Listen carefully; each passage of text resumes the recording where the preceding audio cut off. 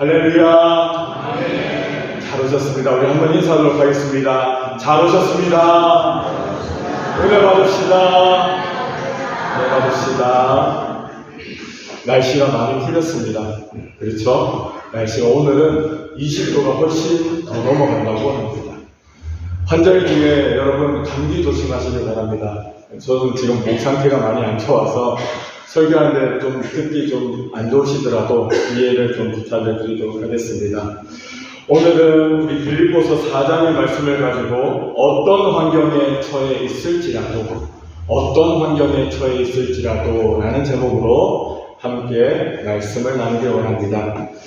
성도는 세상 사람들이 갖지 못한 것을 가지고 있는 사람입니다.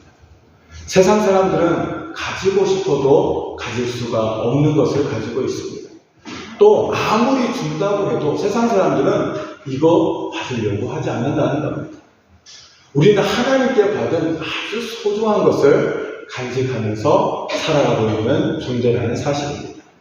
그래서 세상 어떤 사람들보다 우리는 더욱더 하나님 앞에 복받은 사람이요, 존귀한 사람이요, 하나님 앞에 은혜 받은 하나님의 백성이라는 사실을 여러분들은 믿으시길 바랍니다. 그것이 무엇입니까? 그것이 바로 능력이라는 것입니다. 사도행전 1장 8절 말씀에 보면 뭐라고 말씀하십니까? 우리가 잘 알고 있는 말씀입니다. 오직 성령이 너희에게 임하시면 너희가 무엇을 받고? 권능을 받고. 우리는 하나님으로부터 권능을 받은 사람이라는 겁니다. 여러분, 권능이 뭡니까? 권능은 능력입니다. 권능은 힘이라는 것입니다. 세상 사람들은 힘을 얻기 위해서 여러분 너무나도 많이 노력하고 있다는 겁니다. 오늘도 사람들은 힘을 얻기 위해서, 능력을 얻기 위해서 끊임없이 자기를 개발하고 또한 자기의 것을 희생하면서 이 능력을 구하는 자들이 너무나도 많다는 것입니다. 그러나 이것은 세상이 알지 못하는 그러한 능력이 우리에게 있다는 것을 세상 사람들은 모릅니다. 믿지 않는 사람들은 우리의 능력에 관심도 없고 또한 그것을 또한 보면 사모하지도 않는다는 것입니다. 하나님이 주신 능력, 그것이 무엇이겠습니까? 그것은 바로 예수 그리스도의 복음의 능력이다라고 성경은 우리에게 말씀하고 계십니다. 그러기에 우리는 이것을 성령의 능력이다라고 우리는 믿고 따르고 있습니다. 성령이 심령 속에 들어온 사람은 세상이 감당할 수 없는 사람으로 변화한다는 것을 우리는 잘 알고 있습니다. 여러분, 성령 충만함 받은 사람들은 뭔가 달라도 다르다는 겁니다. 여러분, 성령의 이끌림을 받는 사람은 세상 사람들과의 삶과 비교했을 때 뭔가 달라도 다를 수밖에 없다라고 말하고 있습니다. 여러분, 성경에는 이러한 사람들이 너무나도 많이 등장하고 있습니다. 갈릴리 바닷가에서 일평생 어부로 살아왔던 이 베드로를 한번 생각해 보시길 바랍니다. 베드로는 예수님 만나기 전에는 어떤 사람이었습니까? 어부였습니다. 어부. 자기 배를 가지고 사람들과 함께 갈릴리 바닷가에서, 갈릴리 호숫가죠, 정확하게 말하면 이 갈릴리 호숫가에서 물고기를 잡는 어부의 삶을 살아갔다는 겁니다. 그런데 어느 날 예수님을 만났습니다. 그래서 예수님에게 제자로서 부름을 받고 이 베드로는 자기의 모든 것을 내려놓고 그때부터 예수님을 따랐다는 겁니다. 예수님과 함께 했던 이 3년여 시간 동안 베드로는 어떤 모습이었습니까? 별반 다르지 않는 모습이었다는 겁니다. 베드로는 여전히 혈기 있는 사람이었고 여전히 자기를 드러내기를 원했고 내가 예수님들 제자들 가운데 내가 1번이다. 나는 수제자다. 이러한 생각으로 살았던 것이 바로 베드로였다는 겁니다. 그런데 이 베드로가 변화하기 시작했다는 겁니다. 사도행전 2장에 넘어가서는 이 베드로가 놀라운 변화를 받았다는 겁니다. 그 전까지는 자기를 드러내기를 원했고 자기가 주목받기를 원했고 예수님이 나만 알아주기를 원했던 이 베드로가 사도행전 2장부터는 완전히 변화받는 삶을 살아가게 되었다는 것입니다. 그 전까지는 베드로는 아무런 능력이 없었습니다. 능력이 있는 부분은 오로지 혈기 부리는 데는 능력이 있었다라고 말할 수가 있다는 겁니다. 하지만 성령이 임한 이후에 베드로의 모습은 어땠습니까? 완전히 다른 삶을 살아갈 수밖에 없었다는 겁니다. 이 베드로는 말하는 것이 좀 부족한 사람이었습니다. 평생을 이 물고기만 잡다 보니까 배운 것도 별로 없고 그렇게 무식한 사람이었다는 겁니다. 하지만 성령의 충만함을 받고 나서 어떻게 됐습니까? 그는 설교자가 되었다는 겁니다. 한번 설교할 때 얼마나 많은 사람들이 그 설교에 감동을 받고 하나님께로 다시 돌아왔는지, 수없는 사람 앞에서 설교를 해도 당당하게 하고 그 설교를 듣는 자들은 은혜를 받고 자기의 죄를 고백하고 회개하지 않을 수가 없는 그러한 사람이 되었다는 겁니다. 그는 자기만을 알고 자기만을 따르는 그러한 혈기 있는 사람에서 예수를 전하지 않으면 안 되는 놀라운 설교자로 변할 수밖에 없었다는 겁니다. 또 그는 어떻게 되었습니까? 그는 능력을 행하는 자가 되었다는 겁니다. 수많은 병든 자를 고쳤다는 겁니다. 복음의 현장에서 놀라운 기적들이 베드로를 통하여서 나타나는 역사가 일어났다는 겁니다. 여러분, 사도행전 2장에 베드로가 성령의 충만함을 받기 이전과 이후의 삶은 완전히 달랐다는 겁니다. 우리도 마찬가지입니다. 우리도 성령의 충만함을 받은 사람이라는 거예요. 우리도 예수를 만났습니다. 우리도 보면 우리의 삶 가운데서 성령님이 오늘도 우리를 인도하시고 우리를 하나님 앞에 인도하시며 믿음으로 살아가야 되는 것이 바로 우리 성도라는 겁니다. 그런데 예전에 예수 믿기 전에 우리의 모습과 오늘 우리 예수를 믿고 난 우리의 모습이 별반 다르지 않다면 우리는 오늘 말씀을 통하여서 우리 자신을 한번 점검받아야 할 줄로 믿습니다. 사랑하는 성도 여러분, 성경에는 또 한 사람을 소개하고 있습니다. 그 사람이 누굽니까? 바로 사울이라는 사람이 있었다는 겁니다. 사울은 어떤 사람이었습니까? 예수님에 대해서 오해했던 사람이라는 겁니다. 나는 하나님을 기쁘시게 하는 사람이다. 나는 하나님을 기쁘시게 하고 말씀에 온전히 순종하는 사람이기 때문에 예수 믿는 사람들을 잡아서 죽이고 예수 믿는 사람들을 박해하는 것이 하나님을 기쁘시게 하는 뜻이다라고 그는 착각을 살았다는 겁니다. 그래서 그는 예수를 만나기 전까지 무슨 일을 했습니까? 예수를 믿는 사람들을 박해하는 것이 자기의 그 가장 큰 사명인 줄 알고 살았다는 겁니다. 하지만 그가 다메섹 도상에서 예수 그리스도를 만난 이후에 그의 인생이 어떻게 변했습니까? 바른 신앙인으로서 변화받게 되었다는 겁니다. 그전에는 박해자요, 그전에는 예수 그리스도를 보면 이 세상에서 사라지게 하는 것이 그의 삶의 가장 큰 목적이라고 생각했던 이 사람이 예수님을 만난 후부터는 어떻게 됐습니까? 완전히 다른 삶을 살아가게 되었다는 것입니다. 그는 어떻게 됐습니까? 그는 그의 삶을 온전히 예수를 위해서 바치는 삶이 되었다는 겁니다. 자기의 모든 재산을 포기했습니다. 자기의 모든 권력을 내려놓았습니다. 그리고 누구만 따랐습니까? 예수 그리스도만 따라가게 되었다는 것입니다. 예수 때문에 감옥에 갇혔습니다. 예수 때문에 매를 맞았습니다. 예수 때문에 배가 고픈 것을 견디고 수많은 곳을 떠돌아다니면서 그는 복음을 전하는 복음 전도자로 변화받을 수밖에 없었다는 겁니다. 왜 그렇습니까? 성령님이 그렇게 이끌어 가셨다는 겁니다. 성령님의 이끌림을 받는 사람은 자기의 뜻대로 오늘 살아가지 않습니다. 성령님의 이끄심대로 살아간다는 겁니다. 그래서 어떤 사람은 여러 가지 모양으로 주님 앞에 부르심을 받았습니다. 어떤 사람은 목사로서 부름을 받고, 어떤 사람은 장로님으로, 권사님으로, 집사님으로 여러 가지 형태로 하나님 앞에 부름을 받았다는 겁니다. 목사와 같이 이 삶을 온전히 하나님 앞에 전적으로 바쳐서 하나님 앞에 쓰임받는 사람도 있고, 여러분들처럼 직업을 가지고 내가 살고 있는 이 삶의 현장에서 나에게 주어진 역할을 잘 감당하며 예수를 섬기는 사람들도 있다는 것입니다. 각자 하나님께서는 다른 모습으로 우리를 불러주셨지만 한 가지 목적으로 오늘도 우리를 이끌어 가신다고 성경은 말씀하고 계십니다. 오늘 이 본문의 말씀은 사도 바울이 이 빌립보 감옥에서 편지를 쓴 내용이라는 것입니다. 여러분, 사울만큼 감옥에 많이 갇힌 사람이 없었어요. 사울은 끊임없이 감옥에 갇히기도 하고 매를 맞기도 하고 오직 예수 그리스도 때문에 그는 이러한 처지에 처했던 사람이라는 겁니다. 사도행전 16장에 보면 빌립보 감옥에서 갇혀서 수없이 매를 맞고 고통을 당했음에도 불구하고 그는 하나님을 찬양했다는 말이었습니다. 여러분, 누가 나를 한 대 때린다고 생각해 보십시오. 여러분, 가만히 있겠습니까? 아니라는 거예요.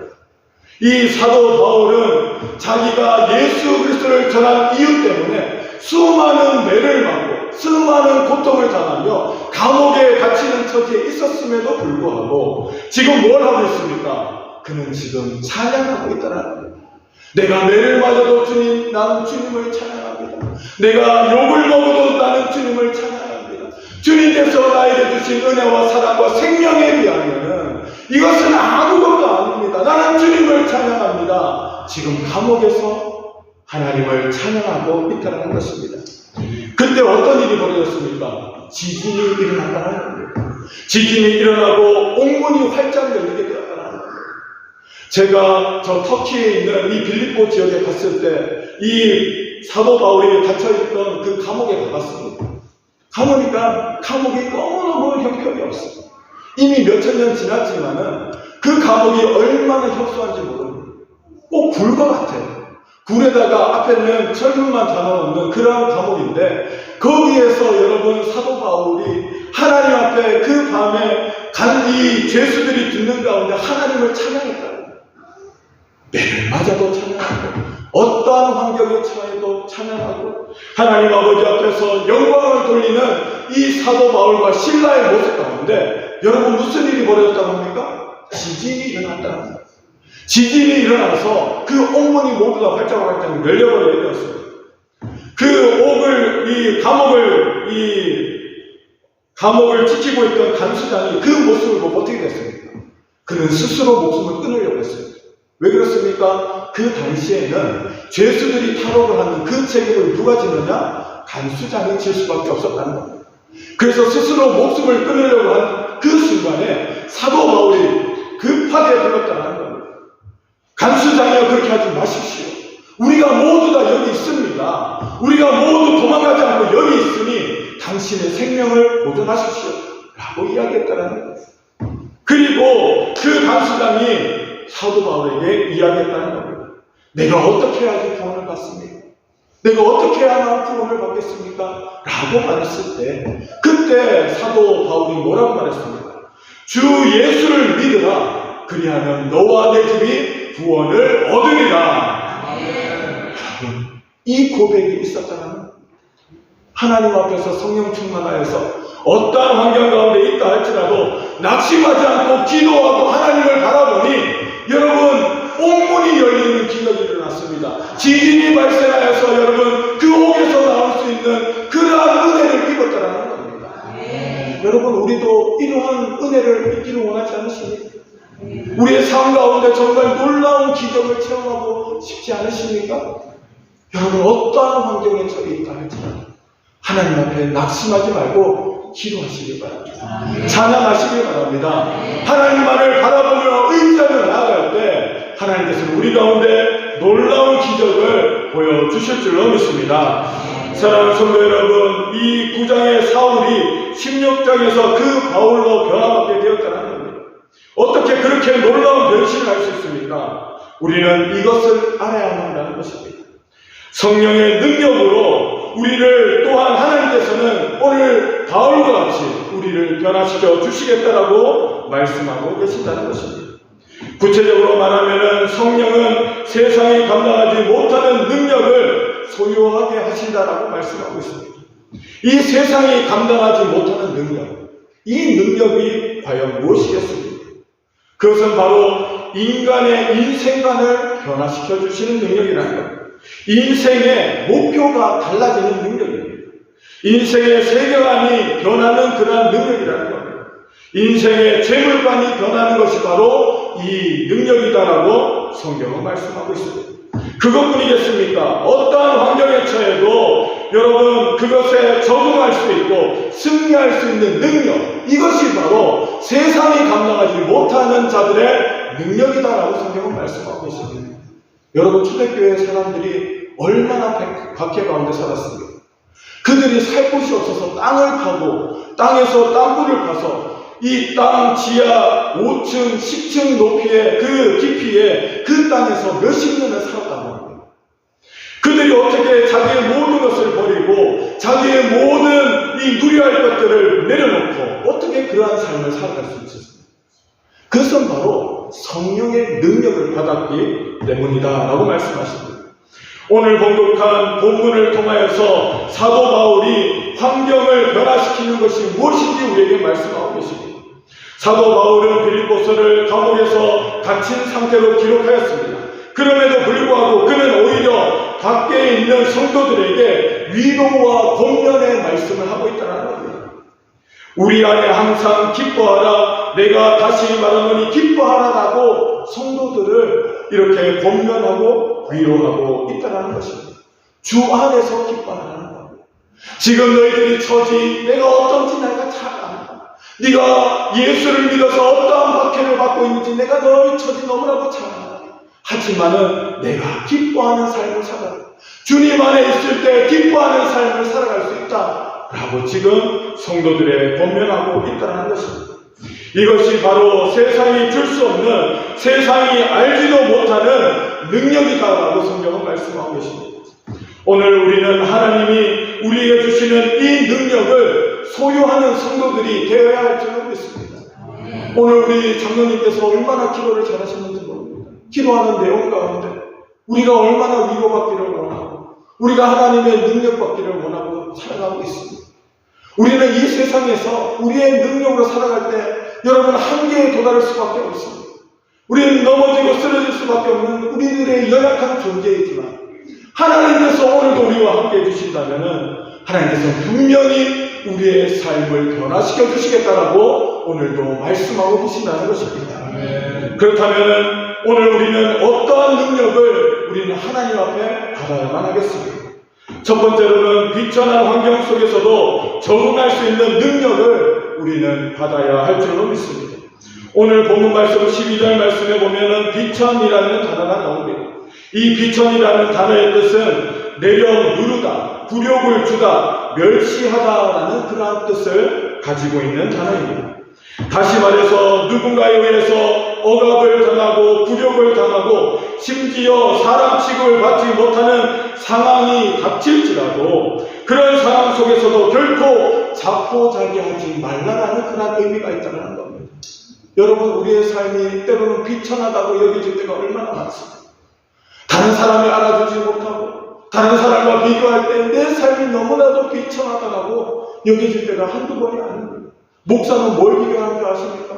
목사는 다른 교회 목사와 비교한다는 거예요.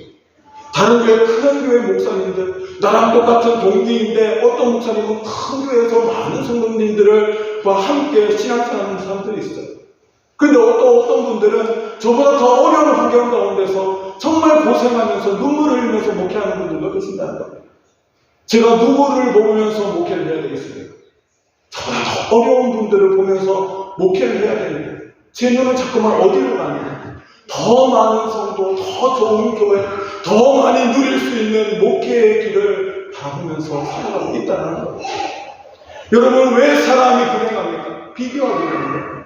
다른 사람이 가지고 있는 것들, 다른 사람이 누리는 것들, 자꾸만 내가 비교하다 보니 더 좋은 것들만 보게 되고 더 좋은 것들에 내 마음을 닦이다 보니 내 모습이 어떻게 됩니까? 자꾸만 비참해지고 만나는 것입니다. 그런 상황 가운데서 우리는 포기하지 말아야 할 것은 물론 있습니다. 오히려 하나님을 찬송하고 그를 향해서 기도하며 감사할 수 있는 사람이 되어야 한다라고 성경은 말씀하고 있습니다. 사도 바울을 보시기 바랍니다. 수없이 감옥에 갇히고 매를 맞고 복음 때문에 모든 것을 포기하며 살지만 그는 하나님을 찬양할 수 있었다는 겁니다. 다른 사람들과 비교했을 때 그는 더 큰 것을 소유하고 있다는 것을 깨달았기 때문에 그는 결코 낙심하지 않았다는 것입니다. 오늘 우리도 마찬가지입니다. 우리는 무엇을 가지고 있는 사람입니까? 예수 그리스도를 소유하고 있는 사람이라는 거죠. 이 예수 그리스도는 세상의 그 어떤 것들과 비교할 수 없습니다. 우리는 예수 그리스도를 우리 마음에 모시고 살아가면은 여러분 이 세상 우주 만물을 가진 것과 별반 다르지 않다는 사실을 여러분들은 믿으시기를 바랍니다. 사랑하는 성도 여러분, 이 사실을 우리가 자꾸만 잊어버립니다. 처음에 예수 믿었을 때 우리는 이 은혜와 사랑이 얼마나 감격했습니까? 근데 신앙생활을 하다 보니 자꾸만 잊어버립니다. 자꾸만 세상의 어떤 것들을 보니 여러분, 이 예수의 사랑, 하나님께서 우리에게 베풀어 주신 구원과 그 은혜를 자꾸만 잊어버리고 만다는 사실입니다. 여러분, 이럴 때 우리는 어떻게 됩니까? 다시 한번 하나님 앞에 엎드려야 할 줄은 믿습니다. 우리가 어떠한 처지에 처해 있다 할지라도, 사업이 잘 안 되고, 여러분 직장 생활이 어렵고, 이 주변에 있는 사람들이 나를 괴롭히고, 나를 왕따시키고, 여러분 그 당시에 상처와 어려운 가운데 있다 할지라도, 그런 가운데서 자족할 수 있는 마음을 여러분들은 발견해야 할 줄은 믿습니다. 그 은혜가 어디서부터 시작됩니까? 예수 그리스도의 보혈의 십자가에서부터 시작된다는 사실을 여러분들은 믿으시기를 바랍니다. 사랑하는 성도 여러분, 우리 마음속에 성령이 가득한 사람은 결코 낙심하지 않습니다. 어떠한 처지에 처해 있다 할지라도 만족하는 삶을 살아갈 줄을 믿습니다. 이러한 만족함이 우리 가운데 넘쳐나시기를 주님의 이름으로 축원을 드립니다. 두 번째로는 풍부한 상황 속에서도 잘못되지 않을 수 있는 능력이 있어야 한다라고 말씀하고 계십니다. 어떤 노인이 열심히 노력해서 60세에 100만 불의 이 재산을 모았다고 합니다. 100만 불은 얼마 정도 됩니까? 15억 정도 됩니다. 지금 환율로 보면은 한 15억 정도 되는 돈이라고 합니다. 열심히 평생 60세까지 열심히 노력해서 한 15억의 돈을 모았다고 합니다. 그때 주변에 있는 친구들과 또한 친척들이 이렇게 보면 이야기했다고 합니다. 이제 좀 그만 쉬어라. 너무 돈 번다고 열심히 노력했는데 이제는 또 보면 모아둔 돈으로 보면 여유롭게 좀 살아가면 어떨까라고 그렇게 이야기했다고 합니다. 그때 그 노인께서 이렇게 이야기했다고 합니다. 내가 적어도 앞으로는 20년을 더 살아야겠는데 한 15억으로 내가 남은 이 15년을 살 수 있을까? 아닌 것 같아. 내가 좀 더 노력해서 돈을 좀 벌어야 되겠어. 한 20억, 30억 정도는 있어야지 내가 그래도 좀 안심하면서 살아갈 수 있을 것 같아 라고 이야기했다고 합니다. 그리고 그날부터 또 열심히 일했습니다. 여러분 밤낮 보면은 노력하면서 조금도 쉬지 못하고 열심히 노력해서 많은 돈을 벌었다고 합니다. 2년, 3년의 시간을 통해서 그는 많은 돈을 또 모았지만은 결국에는 그는 어떻게 됐습니까? 그는 병에 걸려서 죽고 말았다고 합니다. 여러분 20억, 30억 모은 돈은 다 어디 갔을까요? 다 주변에 있는 사람한테 돌아갔다는 거예요. 자기는 한 푼 써보지도 못하고 한 20년 동안 내가 열심히 편안하게 노후를 살아보겠다라고 생각하면서 그렇게 모았던 돈이 전혀 자기가 알지 못하는 사람들한테 다 갔어요. 그러면서 여러분 죽고 나면 후회도 안 되잖아요. 후회할 수가 없어요. 그런 것이 바로 우리 인생이라는 것입니다. 세상을 살면서 무엇이든지 긁어 모으고 소유하는 것이 우리에게 있어서 가장 중요한 삶이 되고 말았다는 거예요. 요즘 사람들은 여러분 어떻게 하든지 모으려고 하고 돈을 모으려고 하고 부동산을 모으려고 하고 주식을 모으려고 하고 잘 쓰려고 하지 않는다는 거예요. 왜 그렇습니까? 불안하기 때문에. 내가 어떻게 될지 모르니까 불안해서 쓸 수가 없는 거예요. 이 물질이 나를 지켜줄 것이다. 이 물질만 내가 잘 지키고 있으면 나는 결코 어려움을 당하지 않을 것이다. 사람들이 그렇게 생각하니까 쓰지도 못하고 끊임없이 물질에 매여서 오늘을 살아가고 있다는 것입니다. 사랑하는 성도 여러분, 우리는 부유함도 관리할 능력이 있어야 할 줄을 믿습니다. 내가 가지고 있는 이 물질을 관리할 수 있는 능력이 되어야 된다는 겁니다. 너무나도 많은 사람들이 1억 천금을 원하나 그것은 자신을 파탄으로 몰고 간다는 사실을 모른다는 거예요. 여러분 로또 복권 1등 당첨된 사람들이 그 삶을 조사해보니 이전보다 더 못한 삶을 살아가고 있는 사람들이 훨씬 많다고 합니다. 로또 복권 1등만 되면 인생 역전할 줄 알았는데 여러분 살다 보니까 이전보다 더 가정이 어려워지고 가정이 깨지고 정신질환에 시달리고 불안해하고 하는 사람들이 훨씬 더 많다고 합니다. 왜 그렇습니까? 물질을 제대로 다루지 못하기 때문에. 중요한 것은 어떤 환경에 들어가도 흔들리지 않는 좌로나 우로나 치우치지 않는 능력이 있어야 된다는 겁니다. 가난하여도 그렇고 부하여도 마찬가지라는 겁니다. 하나님께서 물질을 다스릴 수 있는 능력이 있어야지만이, 그 능력을 받아야지만이 우리는 물질에 흔들리지 않는다는 거예요. 얼마나 많은 사람들이 요즘 장사가 잘 되지 않았어요. 회사가 어려워서 여러분 고민하는지 모릅니다. 그런 가운데서 여러분, 우리가 흔들리지 않을 수 있는 유일한 길은 뭡니까? 분명한 기준이 있어야 된다는 거예요. 그 기준이 무엇이 되겠습니까? 결코 변하지 않는 그 기준, 바로 말씀이 되어야 할 줄로 믿습니다. 말씀의 경우에는 여러분 결코 흔들리는 법이 없었습니다. 여러분, 구약성에 나오는 요셉을 한번 생각해 보시기 바랍니다. 요셉이 30살에 총리가 되었습니다. 그리고 애굽의 모든 재정을 이 청년 요셉이 맡게 되었다는 겁니다. 7년의 국년 가운데 수많은 곡식을 모았습니다. 그리고 7년의 흉년 가운데 많은 사람들이 요셉 앞에 와서 자기의 모든 것을 들여서 식량을 사갔다는 겁니다. 그때 요셉이 얼마나 많은 부를 축적했는지 모릅니다. 그런데 이 요셉은 어떻게 했습니까? 자기가 단 한 가지도 자기를 위해서 그것을 취하지 않았다는 겁니다. 그 모든 것들을 누구에게 드렸습니까? 애굽의 바로 왕에게 드렸다는 겁니다. 그러니 이 바로 왕이 요셉을 인정할 수밖에 없었다는 겁니다. 만약에 자기의 권력으로, 자기의 능력으로 그 가운데 이 재산을 축적했다면 이 요셉은 하나님 앞에 귀하게 쓰임받지 못했을 것이라는 겁니다. 여러분, 마찬가지입니다. 우리는 물질을 다질 수 있는 능력이 있어야 할 줄로 믿습니다. 하나님 앞에서 분명한 기준이 있어야 된다는 겁니다. 오늘 살아가고 있는 우리들이 모든 삶의 기준이 하나님이 되셔야 된다는 겁니다. 말씀이 되셔야만 할 줄로 믿습니다. 그때 우리가 흔들리지 않는다는 겁니다. 그때 우리가 넘어지지 않는다는 겁니다. 하나님께서 우리에게 능력을 주시는 만큼 그 능력을 제대로 활용할 수 있는 분명한 기준을 말씀을 통해서 주셨다는 것입니다. 사랑하는 성도 여러분, 가난한 자가 있습니까? 부유한 자가 있습니까? 그 기준이 말씀이 되시기를 주님의 이름으로 축원을 드립니다. 내 마음대로 쓰는 것이 아니고 하나님께서 나에게 주신 물질, 하나님의 기준으로 온전히 제대로 사용할 수 있는 우리 사랑하는 성도님들 되시기를 주님의 이름으로 축원합니다. 아멘. 세 번째로는 내게 능력 주신 자 안에서 능력을 갖추어야 한다라고 말씀하십니다. 13절 말씀에 보면은 내게 능력 주시는 자 안에서 내가 모든 것을 할 수 있느니라 라고 말씀하셨습니다. 여기에서 내게 능력 주신 자 안에서라는 단서가 붙어 있습니다. 내가 모든 것을 할 수 있는 것이 아닙니다. 분명히 하나님께서는 단서를 달아주셨다는 겁니다. 내게 능력 주시는 자 안에서, 여기서 능력 주시는 자가 누굽니까? 예수 그리스도라는 것입니다. 예수 그리스도 안에서 내가 모든 것을 할 수 있다는 것입니다. 그런데 세상 사람들 어떻습니까? 이 전제 조건을 빼버린다는 거예요. 내가 모든 것을 할 수 있다. 내가 내 능력으로 모든 것을 할 수 있다. 그래서 네가 할 수 있으니 네가 모든 것을 책임져라. 이것이 세상의 원리라는 거예요.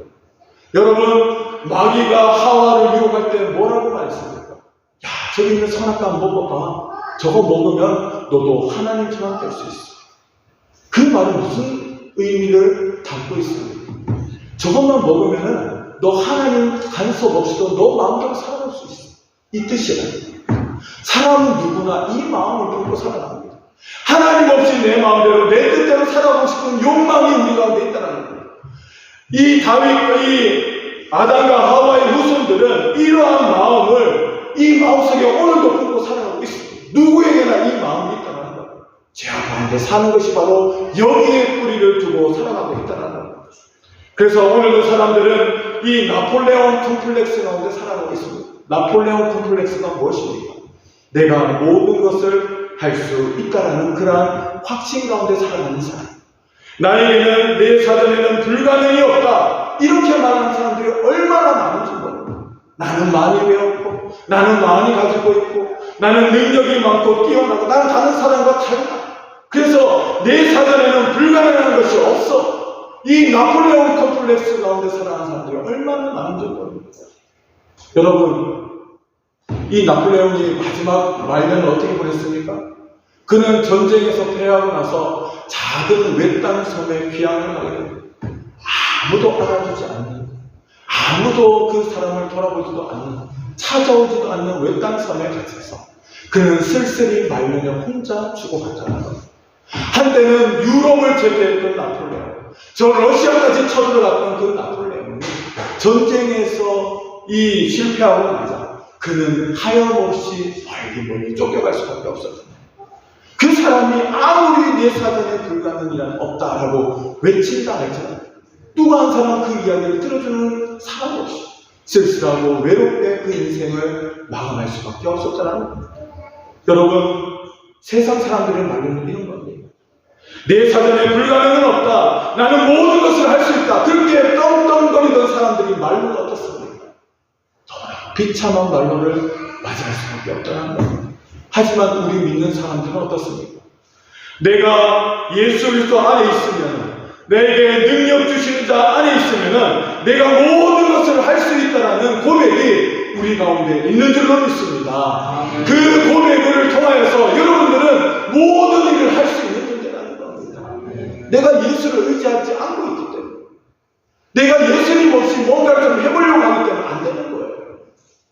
우리가 예수님을 의지하고 예수님의 은혜를 입어서 우리가 바른 신앙의 길을 걸어갈 때 하나님께서는 우리의 길을 열어주신다는 겁니다. 내가 생각지도 못하는 길로 하나님께서 우리를 이끌어 가시겠다라고 약속하신다는 겁니다. 그래서 오늘 우리는 무엇을 전제로 해야 됩니까? 내게 능력 주신 자 안에서 다른 것을 의지하는 것이 아니라 내가 능력 주시는 예수 그리스도를 내 마음에 품고 내가 주님과 함께 했을 때 내가 못할 일이 없다, 내가 이루어지지 않을 일이 없다, 이런 확신을 가지고 오늘을 살아가야 할 줄로 믿습니다. 사랑하는 성도 여러분, 요즘 얼마나 힘이 듭니까? 우리 인생살이가 너무나도 팍팍하고 힘이 듭니다. 사람들이 여유가 없습니다. 잘 웃지를 않습니다. 왜 그렇습니까? 너무나도 힘들기 때문에. 그런데 그 힘듦의 그 근본이 어디서부터 옵니까?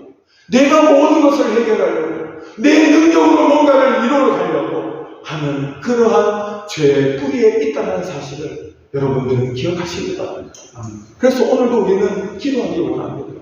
내게 능력 주시는 자 안에서 내가 모든 것을 할 수 있다는 이러한 고백이 우리 가운데 넘쳐날 수 있기를 원합니다. 우리가 오늘도 말씀을 통해서 우리는 주님께서 우리를 분명히 이끌어 가신다는 사실을 마음속 깊이 새겨야 줄 것입니다. 지금 내가 처해 있는 상황이 아무리 어렵고 힘들다 할지라도 주님께서 나와 함께 하시면 못할 것이 없다라는 이 말씀을 우리가 마음에 품고 우리가 믿음으로써 승리할 수 있는 저와 여러분들 되시기를 주님의 이름으로 축원합니다.